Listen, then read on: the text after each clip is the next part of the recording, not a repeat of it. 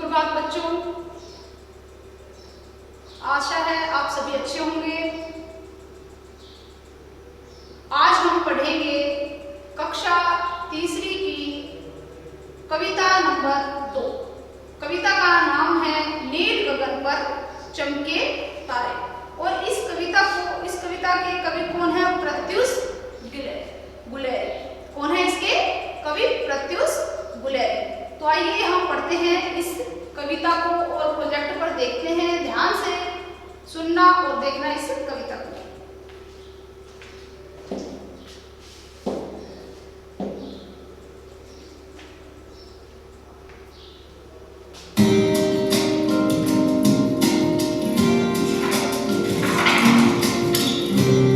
नील गगन पर चमके तारे।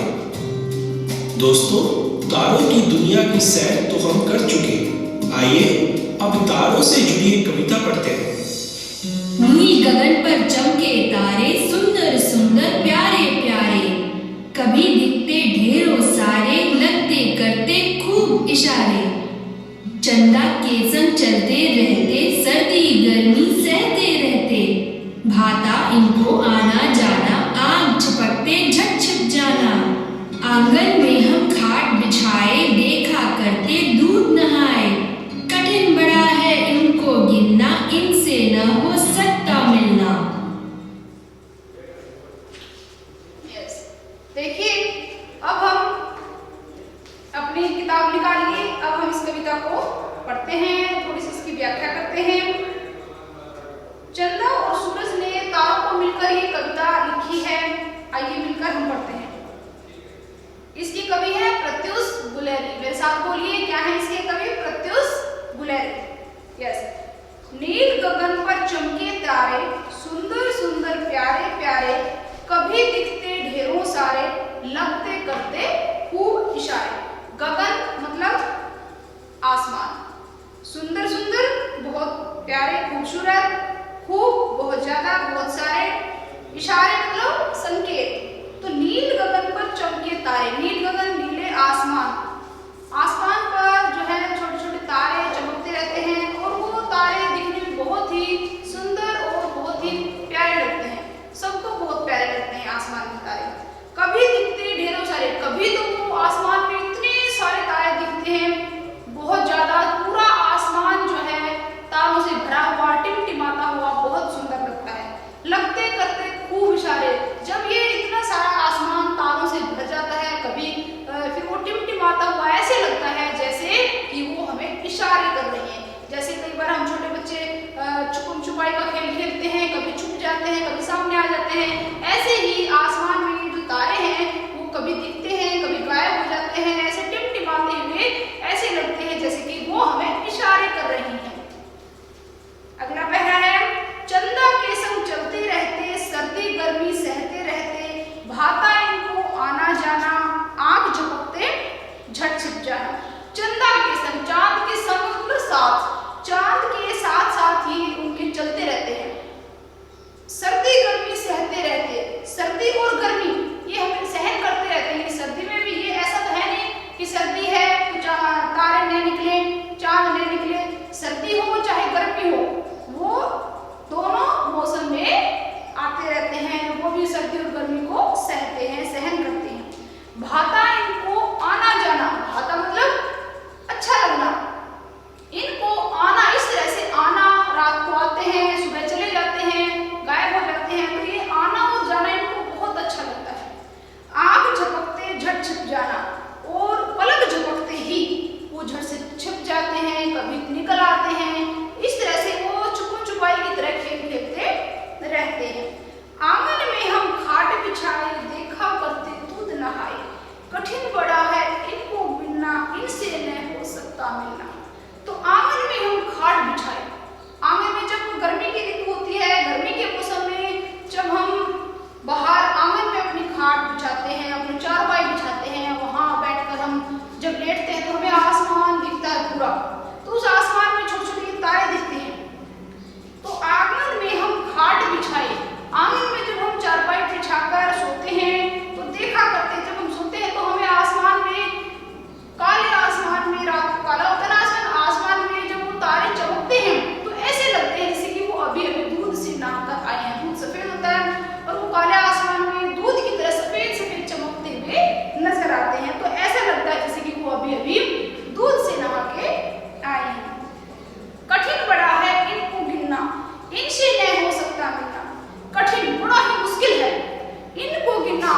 तारे बहुत ज्यादा होते हैं, उनको गिना नहीं जा सकता, तो इनको गिनना बड़ा ही मुश्किल है।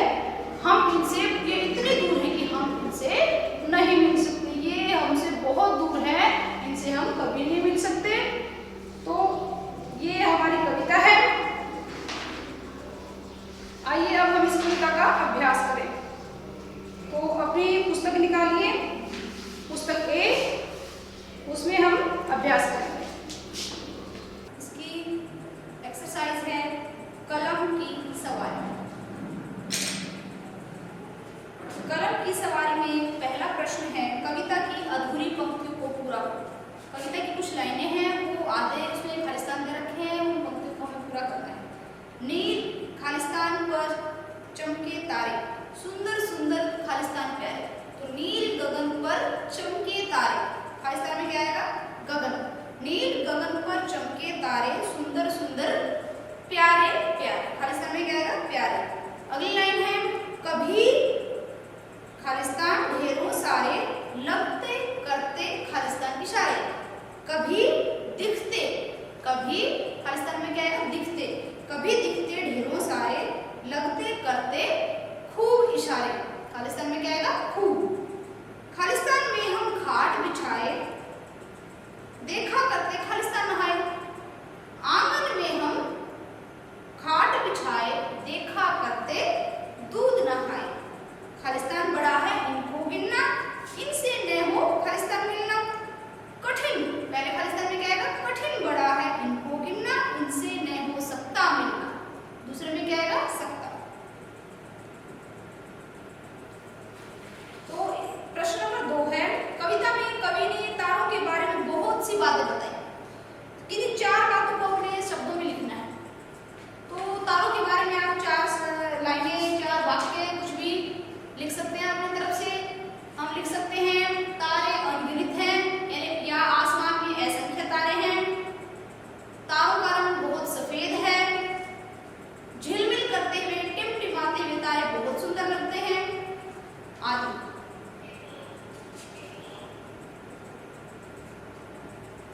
अगला प्रश्न है, अगर तारे आपके घर मेहमान बनकर आ जाएं, तो आप उनका स्वागत कैसे करें? मान लीजिए आपके घर में आ जाए मेहमान बनकर, अतिथि बनकर तारे, तो आप उनका स्वागत कैसे करेंगे? आप अपने हिसाब से, अपने हिसाब से लिखेंगे कि यहाँ पर इसका क्या उत्तर हो सकता है। आपके घर में अगर तारे आए तो आप उनका स्वागत कैसे करेंगे? ठीक है। आगे है बातें भाषा की। भाषा की बातें इसमें है प्रश्न नंबर 2। प्रश्न नंबर 1 है, दिए गए शब्दों को वचन अनुसार अलग करके लिखना है कि एक वचन है, बहुवचन है, क्या है। इसके बेस पर है, चलिए हम प्रोजेक्ट में करते हैं। ये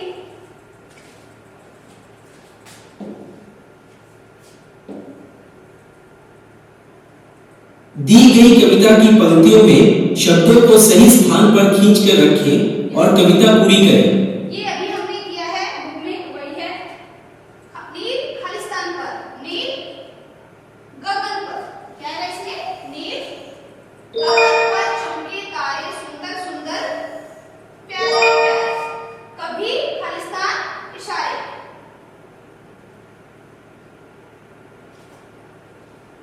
खूब इशारे।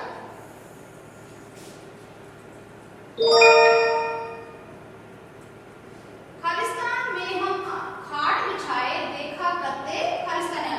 आंगन में हम खाट बिछाए, देखा करते दूध नहाए।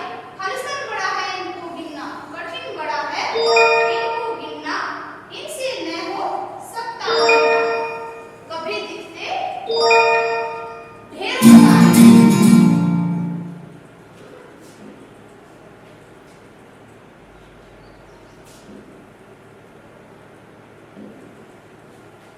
दिए गए शब्दों को वचन अनुसार अलग करके दी गई तालिका में रखें। यस, अब दिए गए शब्द, जो नीचे दिए गए शब्द हैं, उनको हमें इन तालिकाओं में लिखना है कि यहाँ एक वचन लिखने हैं और यहाँ बहुवचन लिखने हैं। इनमें एक वचन और बहुवचन दोनों को मिलाकर लिखा गया है। एक वचन, चंदा क्या है? एक वचन है, बहुवचन? चंदा एक ही है। एक वचन, गगन एक एकवचन।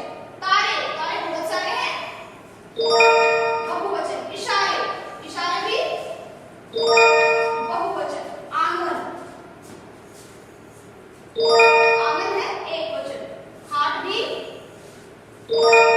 एकवचन। आंखें, आंखें बहुवचन है तो बहुवचन। सर्दियां, सर्दियां भी बहुत है तो बहुवचन।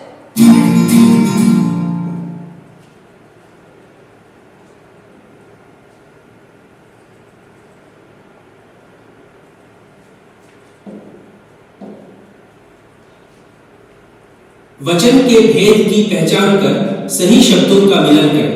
यस, अब वचन के भेद की पहचान करनी है हमें और सही शब्दों के साथ मिलान करना है।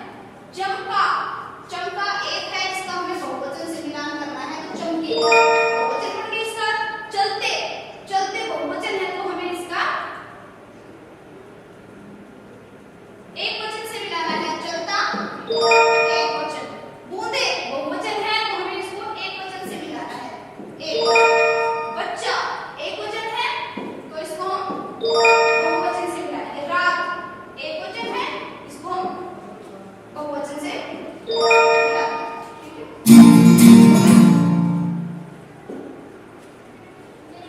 उसके बाद है लिंग के भेद की पहचान कर सही शब्द को मिलान करना। लिंग के भेद की सही पहचान करनी है। जैसे लड़के, लड़कियां, नानी, नाना, बहन, भाई।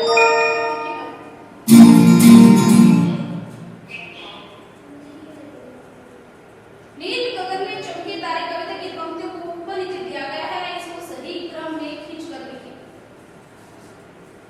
सुंदर तारे, प्यारे तारे, चलते रहते, ये ऊपर नीचे करना है। आप अपनी पंक्तियों, आपने अपनी कविता अगर सही से पढ़ी है तो ये आप अपने आप कर सकते हैं।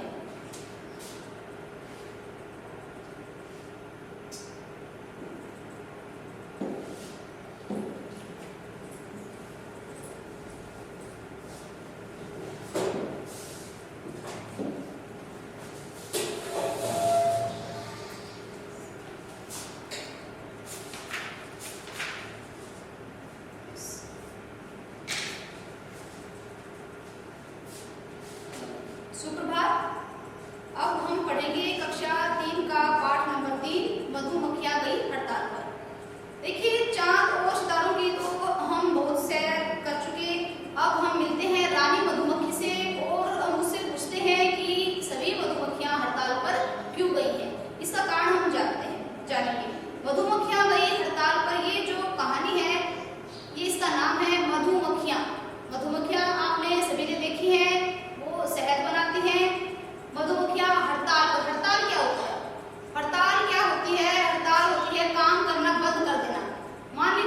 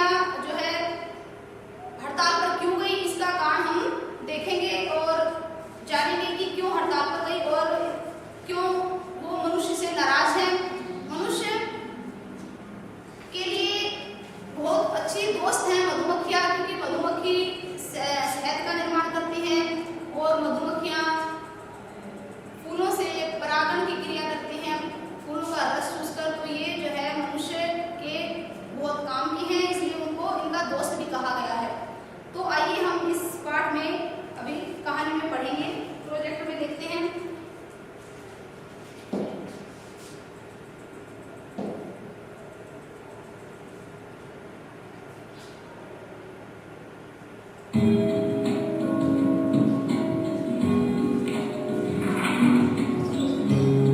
मधुमक्खियां गई हड़ताल पर। दोस्तों, आपने अभी कुछ देखे अनदेखे दोस्तों के बारे में जाना जो कितनी तरह से प्रकृति और हमारी मदद बिना रुके लगातार करते हैं। लेकिन मधुमक्खियों के हड़ताल पर जाने से पूरे चंपक वन में हड़कंप क्यों मच गया? आखिर क्यों चली गई वे हड़ताल पर? आइए जानने के लिए पढ़ते हैं ये कहानी, मधुमक्खियां गई हड़ताल पर।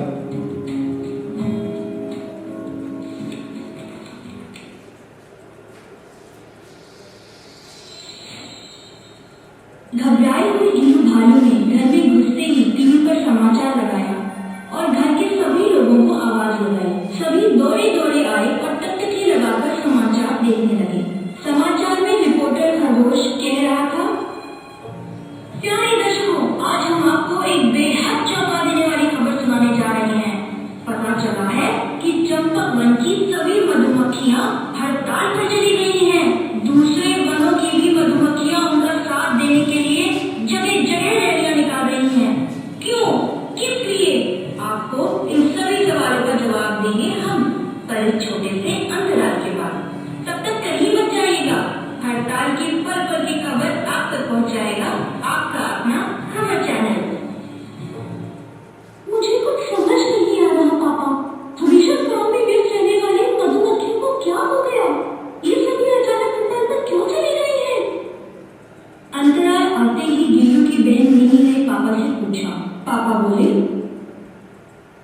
मैं भी यही सोच रहा हूँ मिनी बेटा, आगे के समाचार देखकर ही कारण पता चल पाएगा। तभी बाहर से आता शोर सुनकर सब बालकनी की ओर भागे। बाहर सामने के पेपर इकट्ठा होकर सभी मधुमक्खियां बड़े जोर शोर से नारे लगा रही हैं। यह देखकर सभी सोच में पड़ गए कि आखिर ऐसा हुआ क्या है। कुछ समझ में नहीं आ रहा था। आगे के समाचार सुनने के लिए सभी वापस अंदर कमरे में चले गए। इसमें एक शब्द आया है रिपोर्टर। रिपोर्टर क्या होता है? रिपोर्टर होता है पत्र पत्रिकाओं के लिए समाचार लाने वाला। और है इसमें एक शब्द अंतराल। अंतराल का मतलब है थोड़ी देर रुकने के बाद, यानी ब्रेक।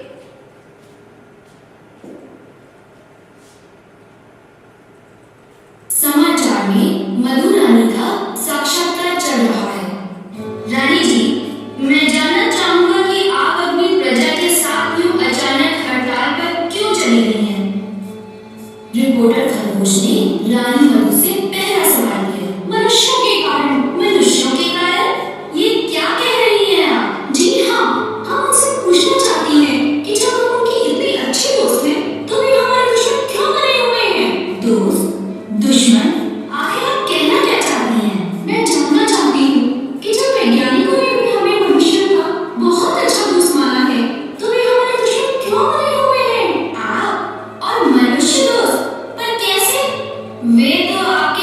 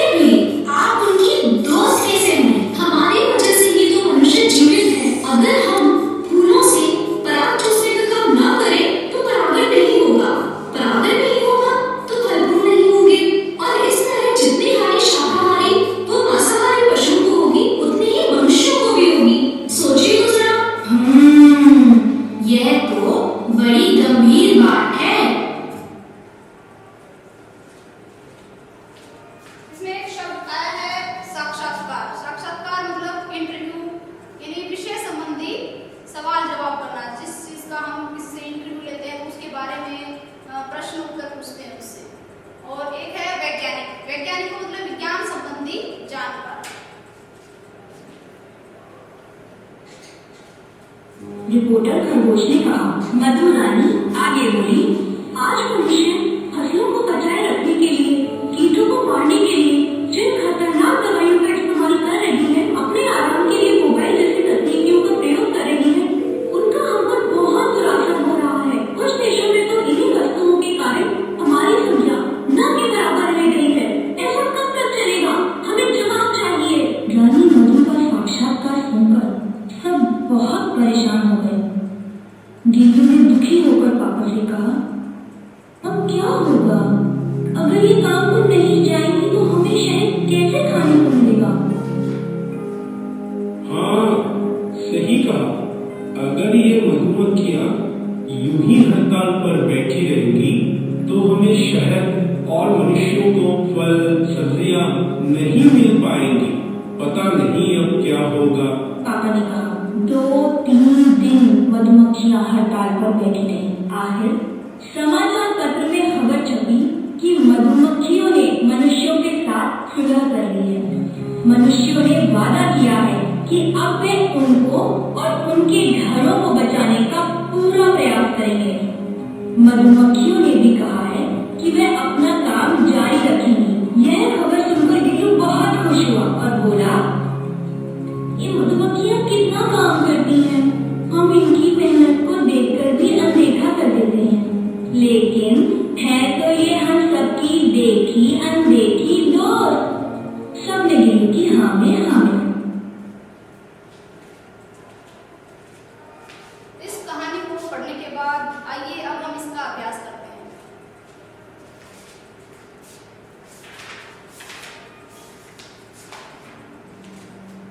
सभी अपने पुस्तक ए में पाठ 3 की कलम की सवारी निकालें। अभ्यास पेज नंबर 21। कलम की सवारी। पहला प्रश्न है, दिए गए प्रश्नों के सही उत्तर के सामने सही का निशान लगाएं। हड़ताल पर कौन गया था? मधुमक्खियां या गिल्लू भर? कौन गया था हड़ताल पर? मधुमक्खियां। गिल्लू ने हड़ताल की खबर किस चैनल पर देखी? कौन से चैनल पर जो है ये खबर देखी? खबर चैनल या तुम चैनल? खबर चैनल। समाचारों में किसका साक्षात्कार दिखाया जा रहा था? मधु रानी का। ये इंटरव्यू किसका चल रहा था? मधु रानी का या मीनी दीदी का? मधु रानी का। मनुष्य को डंक कौन मार सकता है? नर मधुमक्खी या मादा मधुमक्खी? मादा मधुमक्खी। परागण कौन करता है? मधुमक्खियां या भालू? मधुमक्खियां। अब प्रश्न है, रानी मधुमक्खी के साक्षात्कार से आपको मधुमक्खियों के बारे में क्या जानकारी मिलती है? अब रानी मधुमक्खी ने जब इंटरव्यू दिया रिपोर्टर खरगोश को, तो उसने क्या बताया कि मधुमक्खियों के बारे में? तो रानी मधुमक्खी ने रिपोर्टर खरगोश को यही बताया कि सभी मधुमक्खियां डंक नहीं मारती, केवल मादा मधुमक्खी ही डंक मार सकती है, और वो भी तब मारती है जब उसका जीवन खतरे में हो। और ये मधुमक्खियां मनुष्य की अच्छी दोस्त हैं। रानी मधु का धन्यवाद आप अपने शब्दों में कैसे करेंगे? रानी मधु का धन्यवाद हम बहुत धन्यवाद करते हैं, क्योंकि उन्होंने अपनी हड़ताल को छोड़कर वो फिर से अपने काम में लग गई और फिर से वही अपनी परागण की क्रिया और शहद बनाना उन्होंने शुरू कर दिया, जिस पर मनुष्य और अन्य पशु पक्षी भी निर्भर हैं। आइए हम प्रोजेक्टर में इसका अभ्यास करते हैं।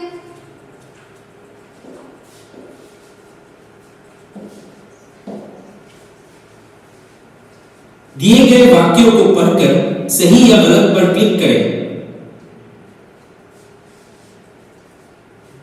मकड़ियां भोजन के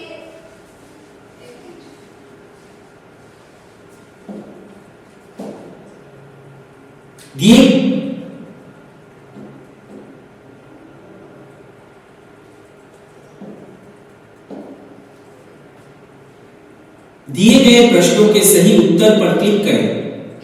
हड़ताल पर कौन गया था? मधुमक्खियां। गिल्लू ने हड़ताल की खबर किस चैनल पर देखी? खबर चैनल पर।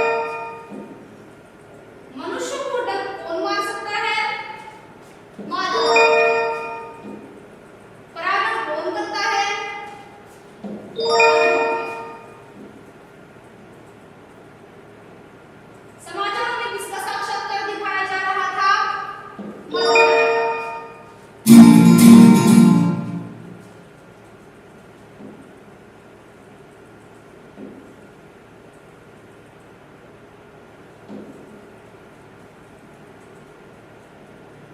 यस, दिए गए सर्वनाम शब्दों का वाक्य में प्रयोग करना है।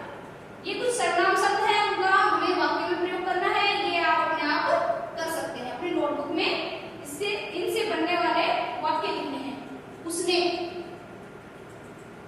उसने मेरा काम किया। ऐसे वह तुम्हारा भाई है। मुझे पढ़ना है। तुमने तुम्हारा काम कर लिया। मैं 5वीं कक्षा में पढ़ता हूँ। कहानी में जो भी सर्वनाम शब्द आए हैं उनको रेखांकित करना है। संज्ञा और सर्वनाम शब्दों को खींचकर तालिका में सही स्थान पर रखें।